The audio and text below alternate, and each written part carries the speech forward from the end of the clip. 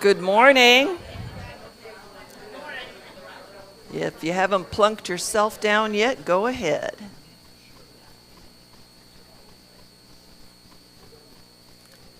Good morning, everyone. My name is Margie Bolak, and I will be your service leader today. Welcome to the University Unitarian Universalist Fellowship, and we're glad you are with us. Don't forget, don't be like Margie. Silence your devices. And in case of emergencies, there is an exit to your left, behind you out into the Memorial Garden, and then behind me is also an exit. It's a little more difficult to get through because of all the wires, and of course, through the front doors. Remember, if you're feeling under the weather, we will see you when you're feeling better. Join us on Zoom. Don't come spread your germs. I've been reading about I think it's the norovirus that's going around, and it sounds pretty nasty. So, yes, if you're feeling peaked, stay home, please. Let's get started with committee moments, if anyone has anything.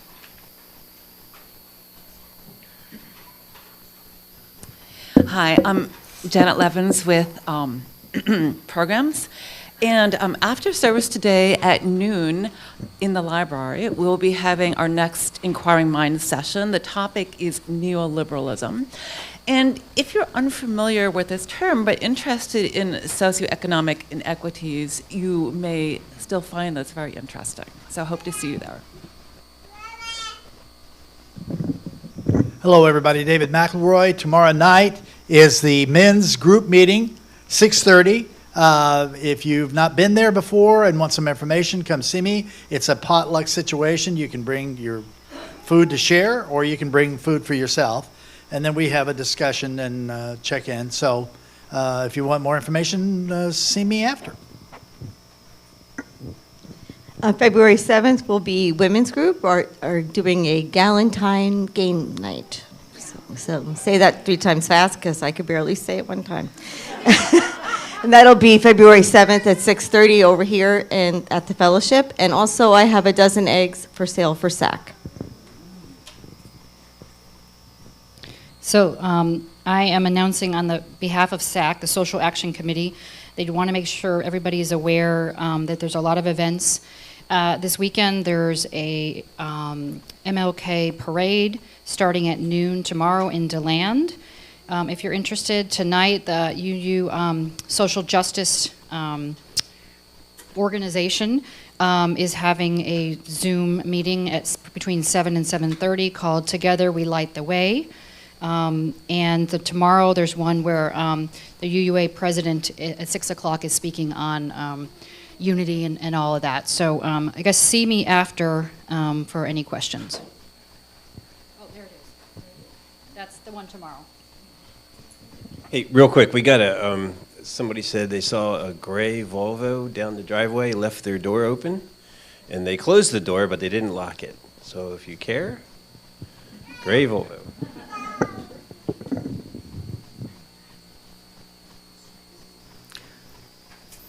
With membership, we're going to have an adult night out for anybody who'd like to join us on February 8th. Derek gave me the clue to checking out the SAC Club, so I did. And they've got a duel of fools. In any case, February 8th at 7 o'clock is the show. We'll be meeting at Cucina Pizza Bar right across the street from SAC at 5:30. We'll have a large table there. If you're interested, what you'll have to do is let me know so I can include you in the head count for the pizza place. But you'll have to go online to get your own ticket for the SAC show at 7 o'clock. Google SAC Comedy Club, SAK. It'll take you to the calendar. Go to February 8th, 7 o'clock show, get yourself a ticket. And it's general admission. So once we get done eating over at the pizza place, we'll head over there and try to get seats together. But in any case, any questions, let me know. If you're interested, let me know so I can put you on the SAC Club. SAC is downtown on Church Street, very close to I-4, just east of I-4. Isn't that right, Derek? Yeah, it's upstairs in the old, court area that's up there. It used to be, I think, an Olive Garden. Okay, good. Improv. Absolutely. We love it. Okay, great. My opening words today are from Life and Fate by Vasily Grossman. I've quoted him before. He had been the combat correspondent at Stalingrad during the siege of Stalingrad. It comes from a book. This book, Life and Fate, was written in 1960, but it was confiscated by the KGB and not published until 20 years later. Here we go. Good is to be found neither in the sermons of religious teachers and prophets, nor in the teachings of sociologists and popular leaders, nor in the ethical systems of philosophers. And yet ordinary people bear love in their hearts, are naturally full of love and pity for any living thing. At the end of the day's work, they prefer the warmth of the hearth to a bonfire in the public square. Yes, as well as this terrible good with a capital G, there is everyday human kindness. The kindness of an old woman carrying a piece of bread to a prisoner, the kindness of a soldier allowing a wounded enemy to drink from his water flask, the kindness of youth toward age, the kindness of a peasant hiding an old Jew in his loft, the kindness of a prison guard who risks his own liberty to pass on letters written by a prisoner, not to his ideological comrades, but to his wife and mother. The private kindness of one individual towards another, a petty, thoughtless kindness, an unwitnessed kindness, something we would call senseless kindness, a kindness outside any system of social or religious good. But if we think about it, we realize that this private, senseless, incidental kindness is, in fact, eternal.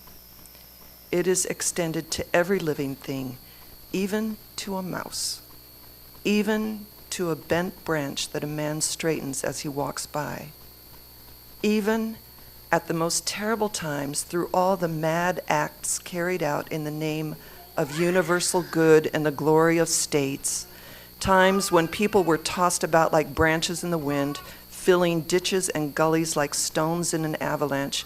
Even then, this senseless, pathetic kindness remained scattered throughout life like atoms of radium.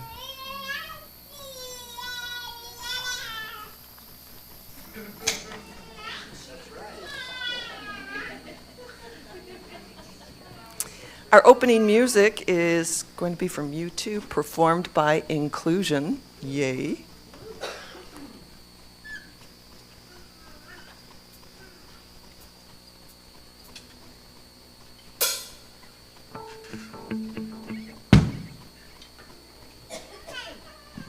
Good morning.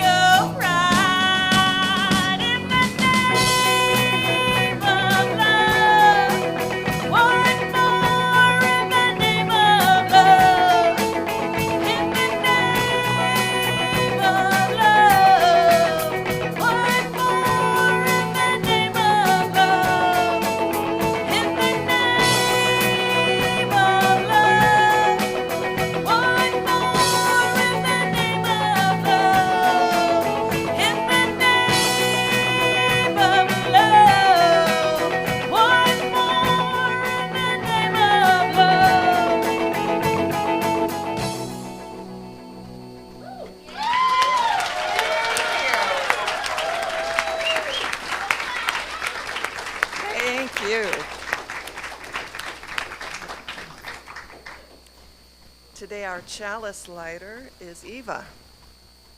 Eva goes by the pronouns she and her. She's 3 years old. She's very excited. She got a unicorn, new shoes, and a new toothbrush. Oh, goodness sake, I have a part to play here. Sorry. I'm just waiting for it to magically happen. Goodness, oh my heavens.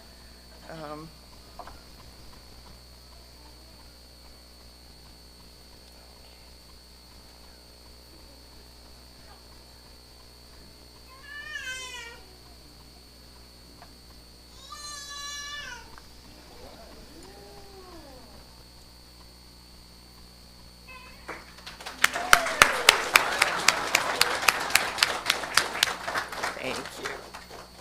And now it's time to, let's say together.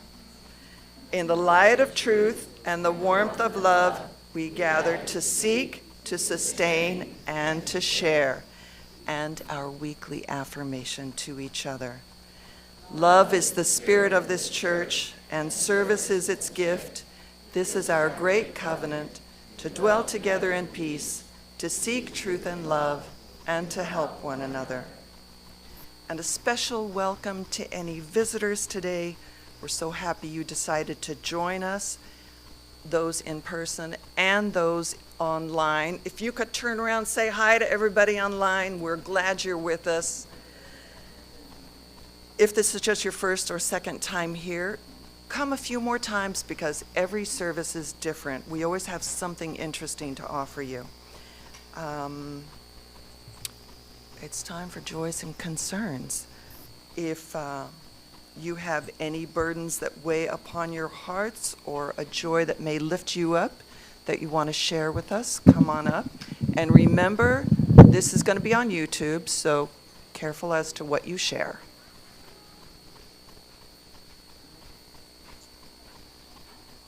Hello, Chase. My joy is I got a haircut. And it looks good, too. I'm going to make slime with my mom today.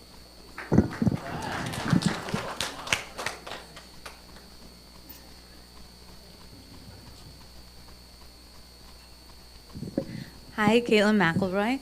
I officially am divorced. I got divorced on Tuesday. I was really scared at the hearing, but it was easy peasy. And I had a divorce party with a bunch of my friends that night, and everybody wore sashes that said Divorce Squad. So it was pretty sick. And oh yeah, Mom wore a mean one, but it said finally over with like a woman kicking a man to the curb, and I didn't like it, but I figured Mom would, and she did.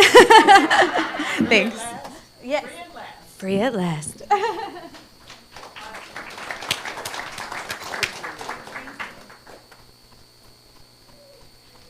Hi, Chloe McElroy. I had a wonderful run of my show. Tofu Ain't Rock and Roll is the name of the show. And there is one more today at 3 p.m. at Imagine over in Oviedo Mall, you know, if anybody wants to go see the last show. But I had a lot of support from my family and my partner and our community here, so it just makes me feel real special, and you know, just having fun doing my thing.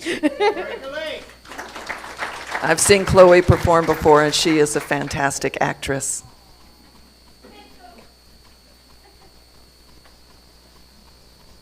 Hi, Alyssa Bajek here. So since childhood, I've really loved horses and horseback riding. It's been one of my favorite things in the world, and in my adult life, I kind of fell out of it. Just it's an expensive hobby, didn't have time, et cetera, and kind of my New Year's resolution was just to do the things that give me joy. So I found a lesson barn, I got enrolled in a program, and I'm quite literally back in the saddle, and it's something that I'm really happy to be doing.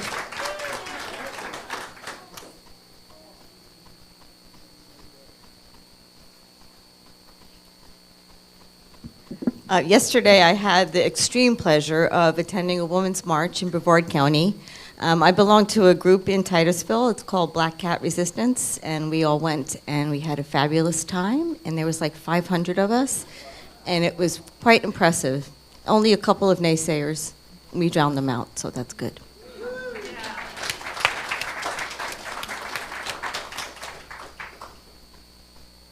Hi, we're Roberta and Harvey Lerman, and Harvey has worked for many years to promote and organize chess tournaments, and he has been honored several times. And this was a big surprise. They sent us the quarterly state magazine, and the artist has taken the 4 people that were just inducted into the Chess Hall of Fame and made it like Mount Rushmore. So imagine opening up an envelope and finding your picture on the cover of the magazine. We had no idea.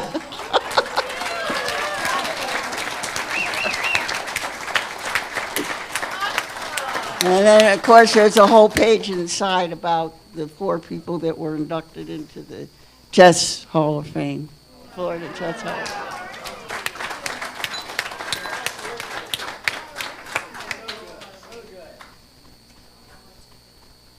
If anybody's interested, there's a brand new 2025 Camry hybrid in that's ocean blue right outside. So if you'd like to see it afterwards, I'm happy to show it to you. I didn't have it last week. I just said I was going to get it, and I got it Monday. But I'm really up here to say I went to Chloe's show on Friday night with Jade, and it was wonderful. And we thoroughly enjoyed it. We did not stay for the whole evening because both of us were very tired, but we did get to see her show, and that was the best part. It was just wonderful. Please go.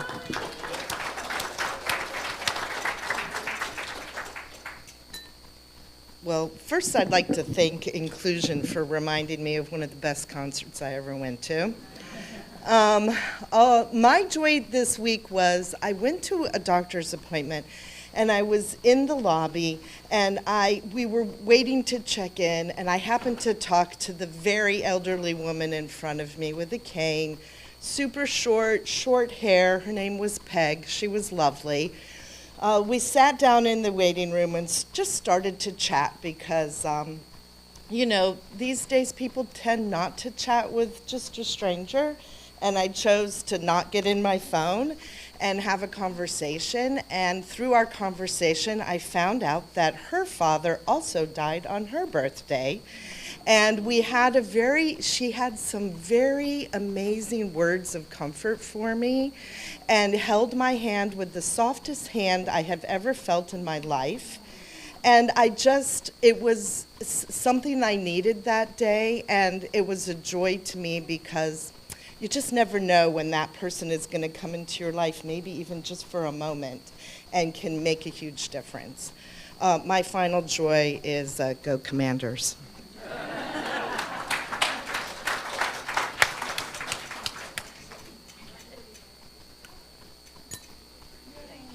You're welcome. Okay, so I have a concern, and it's my dad. My dad is one of the healthiest people I've ever known. He's never sick. And he's sick now. And coughing and the meds aren't helping, and I'm very concerned. So, thoughts, please, prayers. But my joy is this church.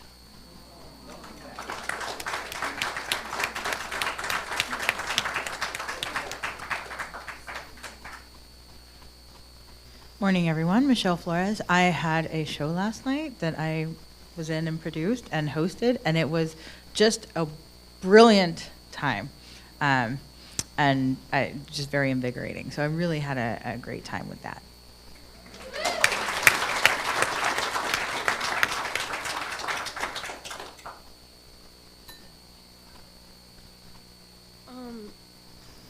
So my joy is that we went to the hair store yesterday to get blue hair dye. So we're dyeing my hair soon. Woohoo! You just turn around and show it off.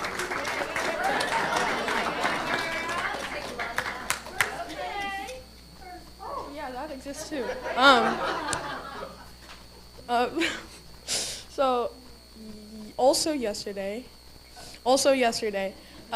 me, well, cadets color guard, we go to this high school and we throw like fake rifles and flags and stuff, and we had a competition, and we got first place. Woohoo!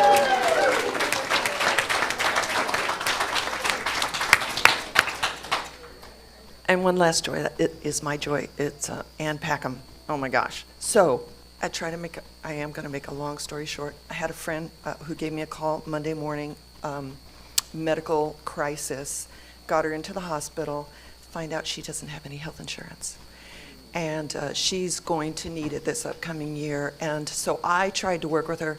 I think I'm a pretty capable person. I'll be able to do it. I can navigate this. I can do it. Oh no, I could not, and so I called Ann, and she spent the better part of a day, but got her on a great plan. Woo! And so I am so thankful to have Ann Packham as a friend. Yes, wonderful.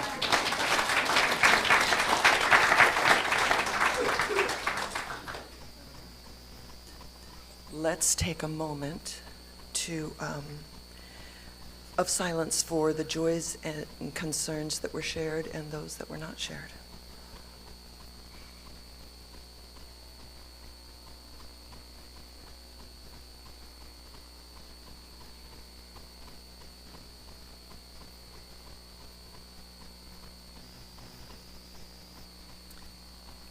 It is now time for all ages, and with Joey.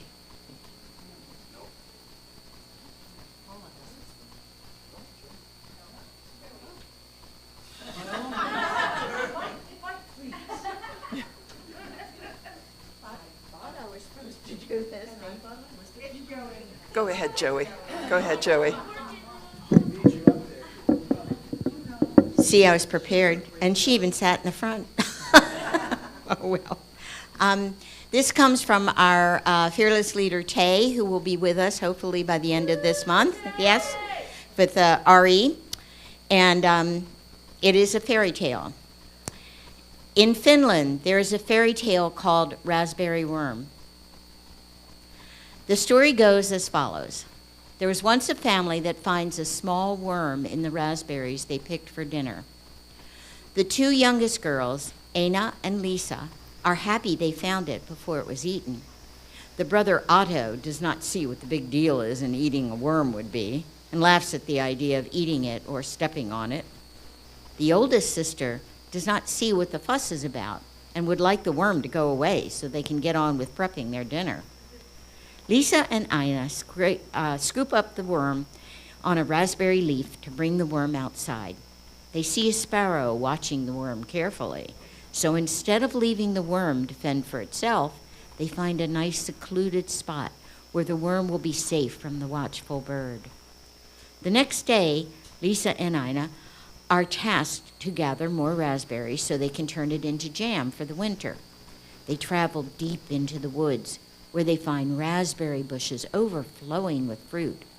Once they have gathered several baskets full, they try to find their way home, but they are unable to, as where they are in the forest is much deeper than they usually go, and there are no paths to follow home. As it gets dark, they wish out loud for sandwiches, which immediately appear in their hands. When they ask for milk, it also appears out of nowhere. When they ask for a bed, it too appears for them. In the morning when they wake, they are greeted by a kind old man who introduces himself as the Raspberry King. He explains that once every 100 years, he is cursed to turn into a raspberry worm, to remain humble and not become too proud of his power. When he is the worm, he relies on the kindness of others to keep him safe and look out for him, just as Lisa and Ina did for him. He wanted to thank them for their kindness himself, and then he shows them their way home with a message for their brother Otto to never destroy the helpless. I think help comes in the most unexpected ways, like finding somebody who has the same situation as you have. In this case, young girls helped a tiny worm, and the tiny worm ended up providing them help by keeping them fed and safe. People, animals, and opportunities come into our lives regularly, seemingly without reason, but you always have the ability to treat them with kindness and help as needed and able to. You never know when you might find yourself in a similar situation where you needed the help of those around you.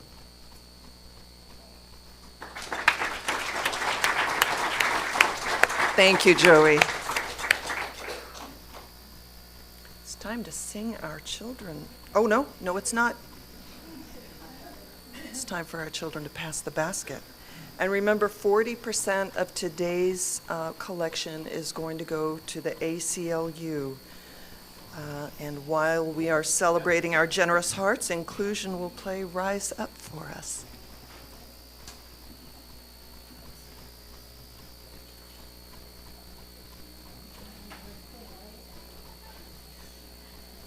You're broken down and tired of living life on a merry-go-round. You can't find the fighter, but I see it in you. So we gon' walk it out and move mountains. We'll walk it out and move mountains. And I'll rise like the day. I'll rise up, I'll rise unafraid. I'll rise up, and I'll do it 1,000 times again. And I'll rise up, high like the waves. I'll rise up, in spite of the ache. I'll rise up, and I'll do it 1,000 times again. For you, for you, for you, for you. The silence isn't quiet, and it feels like it's getting hard to breathe. And I know you feel like dying, but I promise we'll take the world to its feet. Move mountains, bring it to its feet. Move mountains. And I'll rise like the day. I'll rise up, I'll rise unafraid. I'll rise up, and I'll do it 1,000 times again. For you, for you, for you, for you. All we need is hope. And for that we have each other. And for that we have each other. Yeah.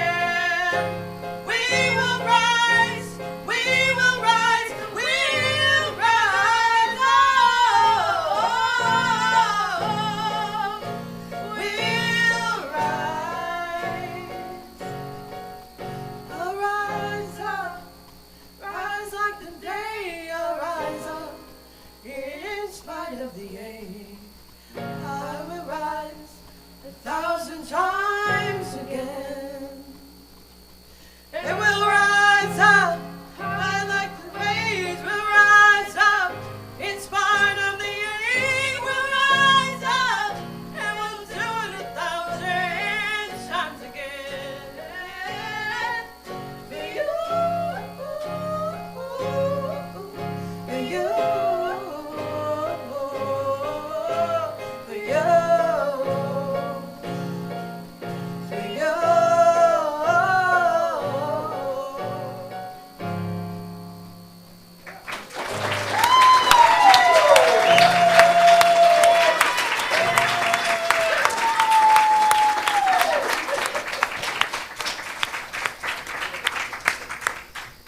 Thank you, Mata family, and their red-headed stepbrother Larry. Thank you. That was wonderful. Yeah. Now it's time to sing the children out. We love you and bless you and send you on your way. We love you and bless you today and every day.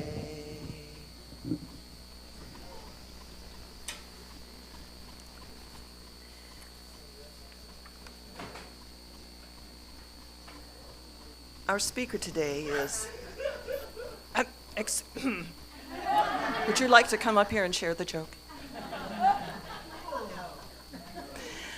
Our speaker today is Dr. Jeffrey Nall, and if you go to his website, jeffreynall.com, I know you'll be amazed, like I was, at the breadth of his interests and his expertise. For example, ethical eating, peace and justice, the representation of women and childbirth in popular culture. I find that extremely interesting. The problem of militarism, the history of the separation of church and state, very important these days, stereotyping the poor, and understanding feminist theory and activism. So I highly recommend you go take a look. Many of us remember Dr. Nall from past experiences here, and we're so glad that he's here again to share some probably unfamiliar insights into Dr. Martin Luther King's philosophy and legacy.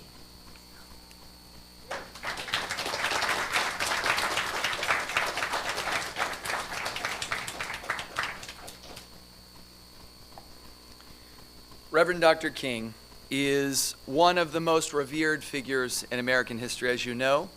Each year we commemorate his birth with a national holiday. He's got a monument in Washington, D.C., featuring quotes, of course, his effigy. And nearly 90% of Americans view him favorably. Our nation's collective memory of Reverend King is, I think, fairly well summed up by the fun facts coloring page my son brought home a few years back when he was in first grade. It was a cartoon depicting King standing in the center of the page holding two flags, one reading freedom and the other reading equality. Surrounding him were four statements. I was a key leader in the American Civil Rights Movement. I believed in and fought for equal rights for African Americans. I helped end segregation and discrimination in the United States. And fourth, my famous speech, I Have a Dream, promoted freedom and equality for all. The thing is that the Reverend King that most of us honor each year fits neatly with the vision of our nation triumphantly overcoming its immoral missteps, making King's dream after all, it's practically the American dream, a reality. We did it. We can congratulate ourselves. Hooray! Our nation's unjust past, of course, that exists, but it becomes further evidence of our greatness since we generated the injustice, but we also generated the solution and everything's fine now. Everything's great. We can just commemorate Reverend Dr. King. In a December 2017 ceremony marking the opening of two civil rights museums in Mississippi, then President Donald Trump described King as a man who I've studied and watched and admired for my entire life. End quote. There's a lot to break down there, so we're just going to let you fill in the rest. Former star Fox News commentator Bill O'Reilly described King as one of the, quote, greatest men in American history, and he specifically decided to praise King for being, and I quote, so calm. Of all the remarkable features of Dr. King, he was so calm and aspiring to ensure people of color are, quote, according to Riley, treated the same way whites are treated, end quote. And more recently, in his January 16, 2023 remarks on Reverend King, President Biden held up King's commitment to civil rights, advocacy, and the nebulous and, of course, undefined service to the community. That's Reverend King's legacy. The King that many of us know, the one that we hear presidents, and I mean that, of course, in the plural, speak about, is really a self-serving fable.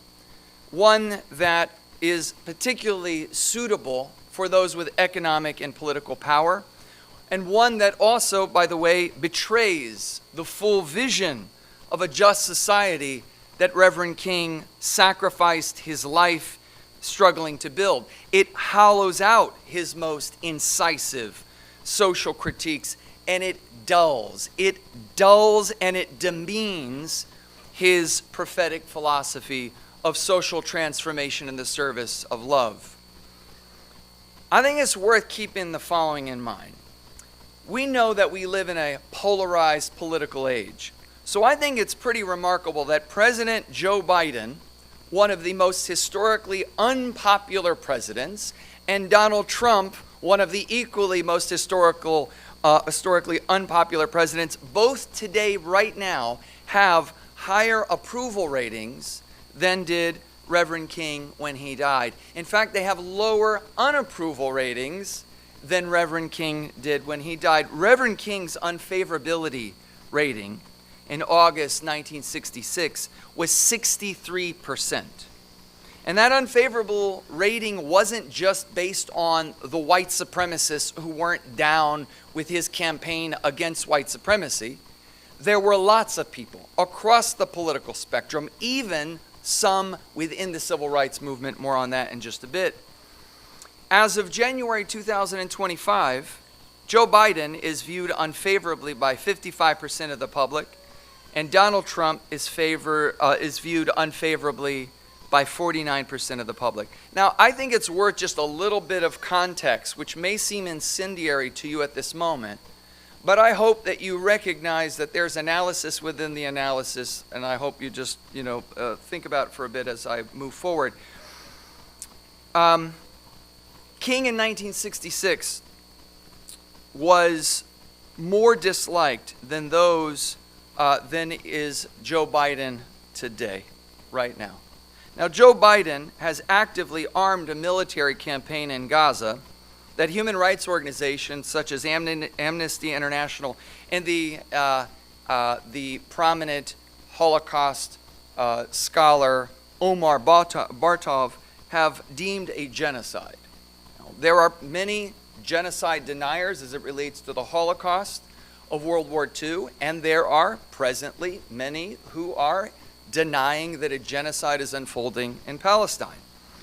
As they exited office in January 2025, almost there, the Biden-Harris administration informed Congress that they were approving $8 billion in U.S. arms sales to Israel. That's money we give them, and it's armaments that we make. The arms will include artillery shells, bombs, and missiles. If you watch the recent 60 Minutes special on State Department officials who have been fleeing the Biden-Harris administration on conscientious grounds, you will discover images of children holding and playing and sitting in the rubble with U.S. manufactured artillery shells. Not a lot of things made in America anymore. Artillery shells is one thing that we make quite a lot of, and you can find a lot of them if you just travel to Gaza right now. That brings the total Biden administration funding of this particular campaign to $26 billion. A final note on this before I move forward is that a January of this year Lancet study of civilian deaths and Israel's cataclysmic onslaught in Gaza concluded that the Palestinian Health Ministry likely undercounted deaths by 41%, which is consistent with past undercounting of the civilian deaths. Researchers from London School of Hygiene and Tropical Medicine, Yale University, and other scholarly institutions estimate that a very conservative death toll of 64,000 Palestinians have been killed in this U.S.-funded and supplied Israeli military campaign, and that includes more than 9,000 children under the age of 18. And in total, when you add up the women and the children and the people over the age of 65, that's 59% of all of those killed. Now, as low as King's favorability rating was in 1966, it almost certainly plunged all the more after he boldly denounced the Vietnam War and U.S. militarism in a way that, frankly, many people have seen in recent years their popularity plummet as they have criticized the ongoing military campaign that I just spoke of. Of course, you know, King gave his widely publicized and widely condemned speech Beyond Vietnam, A Time to Break Silence.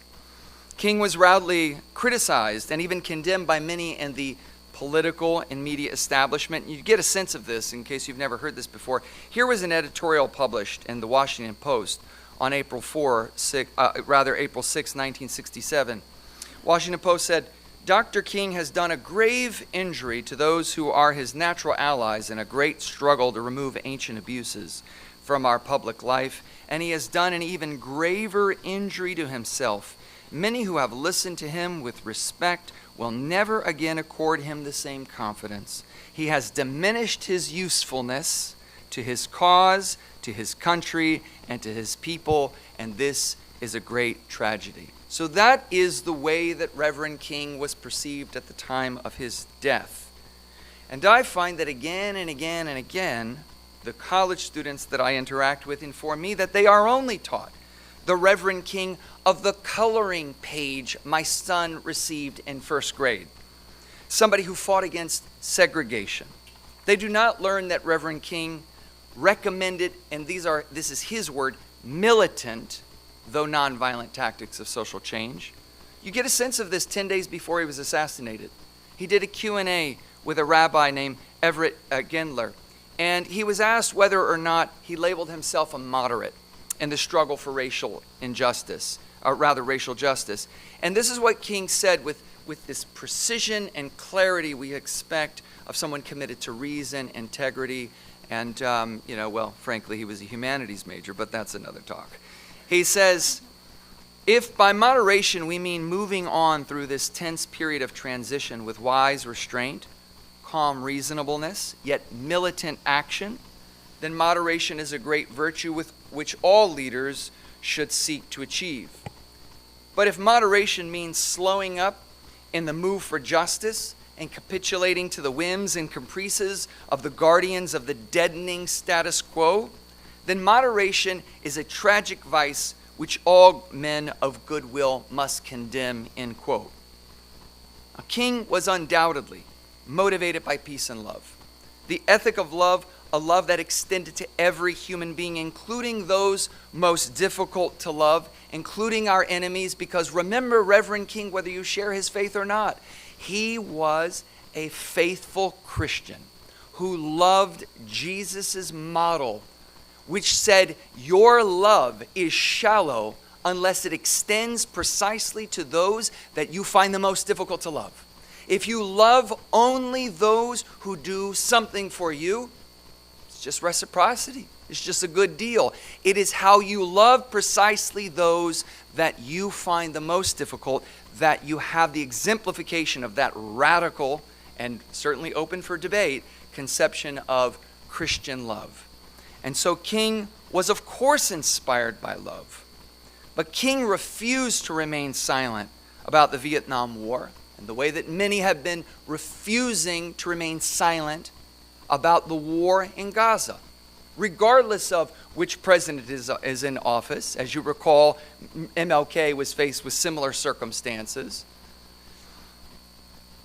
The kind of peace that King sought, however, was one that honored the dignity of all in society. He differentiated between what he called a negative peace, understood as merely the absence of tension, and a positive peace, which he said was a true peace, connoting a condition of justice and brotherhood. That was the kind of peace that he wanted. In his lecture, Nonviolence and Social Change, which was later published in his book, The Trumpet of Conscience, King called for widespread civil disobedience. And he said he wanted to see a civil disobedience that was, quote, as forceful as an ambulance with its sirens on full. So much for Bill O'Reilly's conception of Reverend King. He said that we needed that kind of civil disobedience to tackle the interrelated emergencies of racism and poverty. King discusses at this time, by the way, some of the rioting that was occurring in society. And I think it's particularly noteworthy, though I won't go into it in depth at this moment, that King refused to compare property as though it were on par with persons. He did not view property as sacred. He viewed human beings as sacred. And he thought that anyone who would conjure a moral energy to protect property more so than people was embracing a warped moral view of the world. Now, if the students that I have encountered have learned very little about Reverend King's commitment to militant, nonviolent activism, they have learned even less about his overarching social analysis. Reverend King spent the last years of his life speaking out and organizing against what he viewed as the immorality of capitalistic materialism. Those are his words. He's not a Marxist. He's very clear about that. He has issues with the way that he understands communism. He says his inspiration was this guy named Jesus. That's where he gets his criticism of capitalistic materialism. And the other part was militarism, American militarism in particular. Now, to put this very clearly and precisely, Reverend King put militarism, U.S. militarism, and capitalistic materialism in the same category as racism.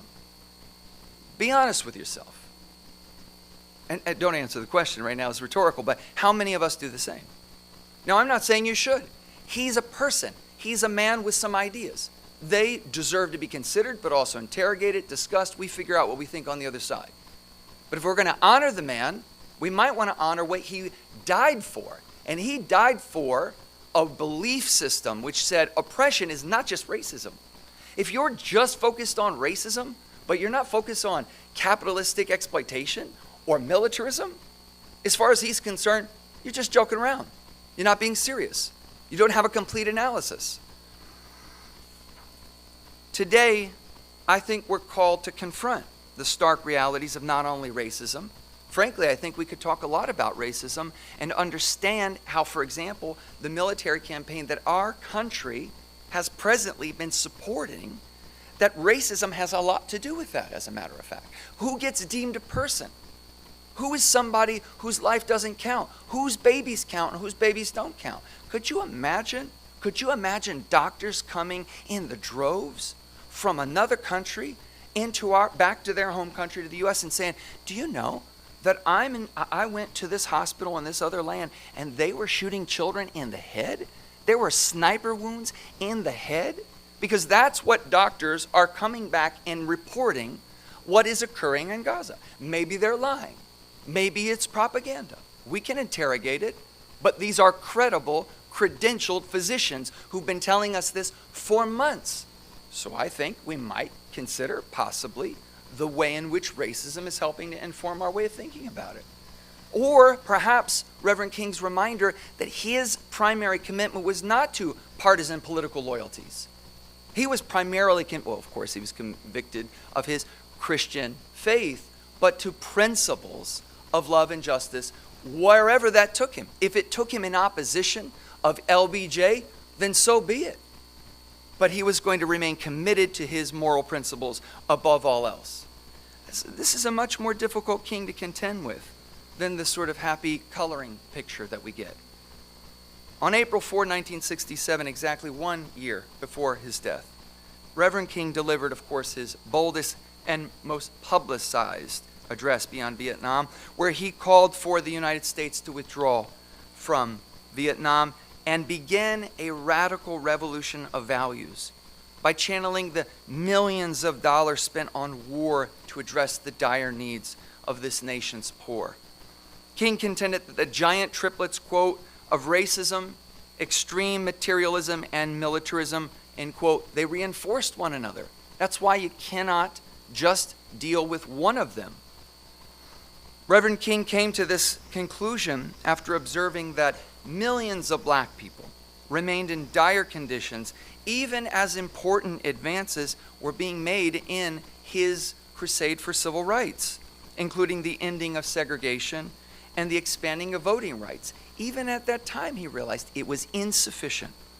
As early as the bus boycotts, as a matter of fact, King argued that those in power intentionally pit poor whites against ethnic minorities to prevent poor people from working together collaboratively, because only by people of all ethnic identities working across those differences in solidarity would actually represent a genuine threat to the power structure that arguably continues to remain today.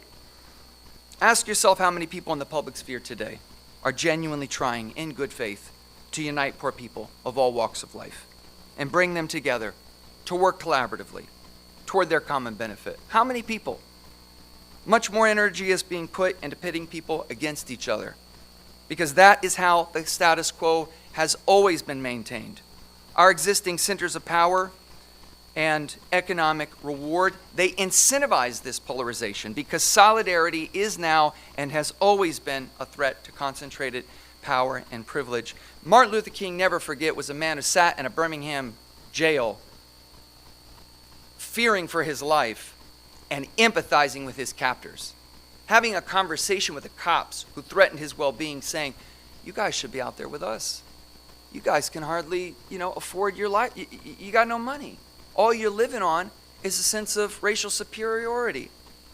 That's not enough to live a dignified life. You should be out there with us." That's what he says in his sermon, The Drum Major Instinct, which you should listen to. King's awareness of the oppression experienced by poor whites was one of the reasons why, by the way, he thought that violence was a fool's errand. Violence against what? Against racists who are themselves oppressed by a system of economic depredation. That's going to make things better? That's going to pour gasoline on flames. What we need is a radical love ethic that recognizes, even within our enemies, some dignity, some potential for healing, something that we can touch and perhaps bring fully to life in dialogue with our own circumstances and experiences. Running counter to the culturally exalted model of combating poverty through philanthropy, Reverend King uniquely believed that poverty could only be remedied through political structural transformation. Look, there's a lot of people out there trying to tell poor people how to spend $1, like that's going to help them out. There's a lot of people out there giving money to charities, and charities that are trying to help poor people manage their budgets. If you're poor, doesn't matter how you manage that budget, it ain't going to work. So King believed that poverty could only be remedied through transformation, not philanthropy. He challenged us to recognize that poverty is primarily the result of economic exploitation. It's not because people don't have enough education.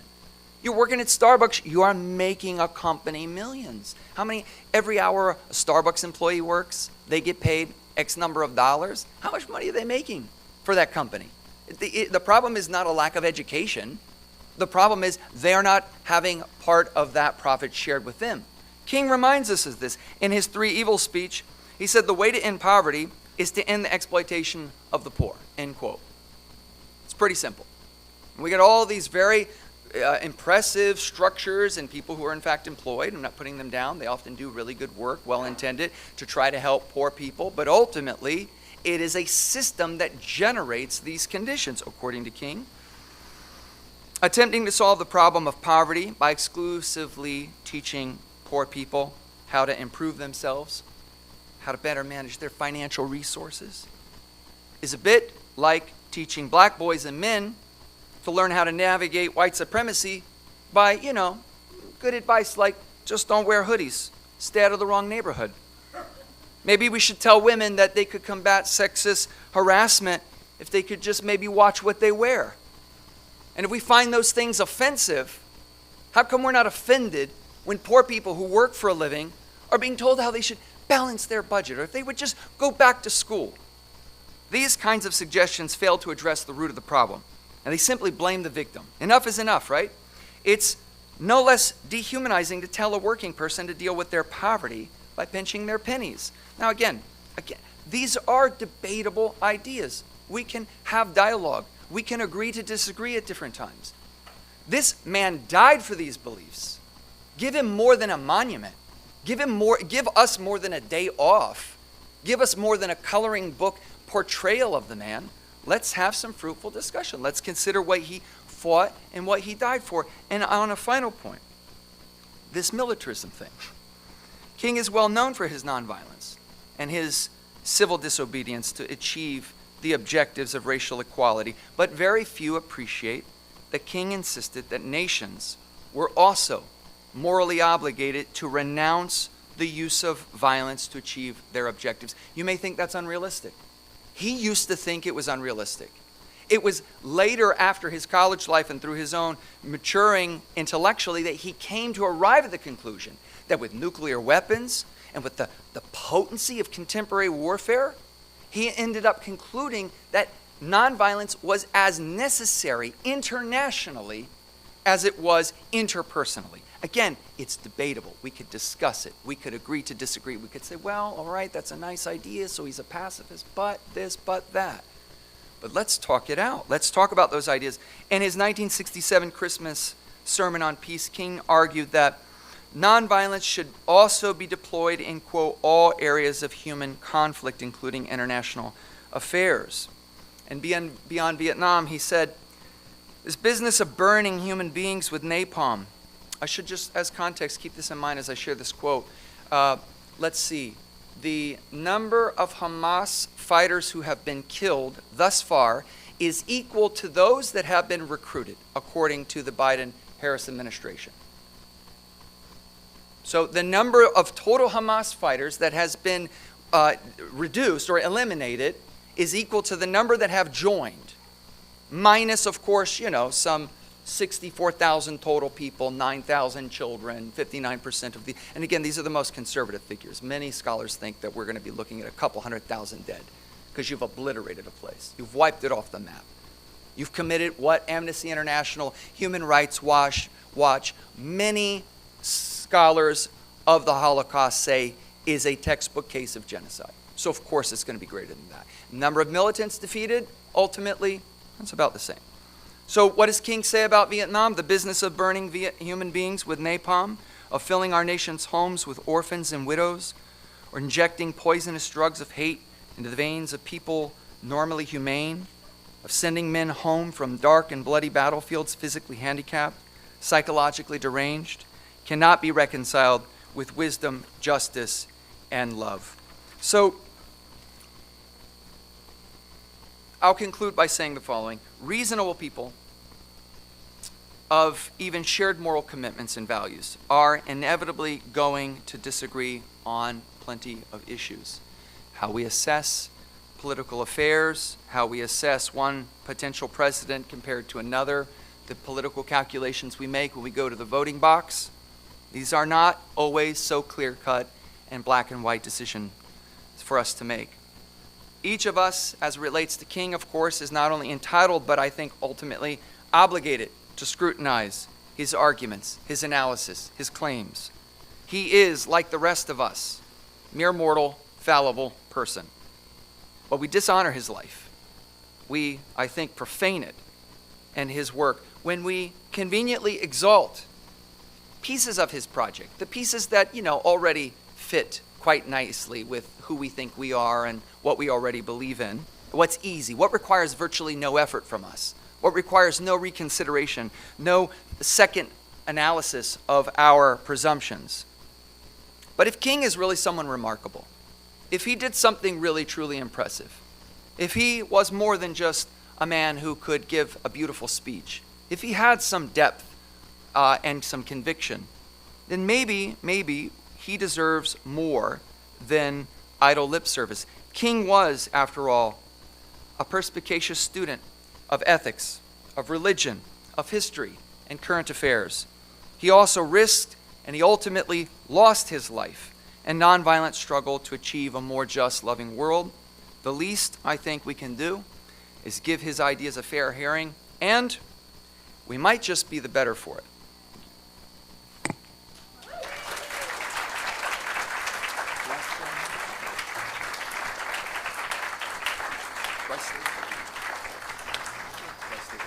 Yes, please. Thank you, Dr. Nall. That was a fantastic talk, and I think I'm gonna go back to YouTube and watch that again. And I wish we had him longer. And will you be staying afterwards for some conversation? So, good. Stick around, have a cup of coffee, and I will go ahead. I'll see you after, and thank you. Our closing music will be A Change Is Going to Come. Oh, Extinguish the Chalice comes after that. Wait a second now. Do we extinguish it first and then play, or play then extinguish? Let's do what it says on. Okay, we extinguish this flame, but not the light of truth.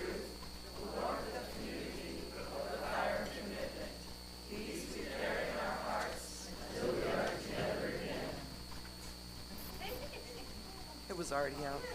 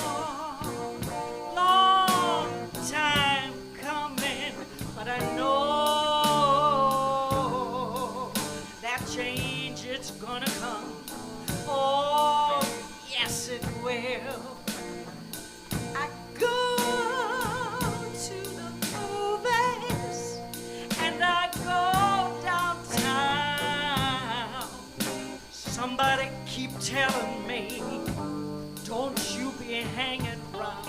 Oh, it's been a long, long time coming, but I know change gonna come. Oh, yes it will. Then I go to my brother. I say, brother, brother, won't you help me please? But he winds up knocking me back down, down on my knees. Oh, there's been times that I thought I couldn't last too long, but now I know I'm able to carry on. It's been a long, long, long time coming, but I know that change gonna come. Oh, yes it will, yes it will, yes it will.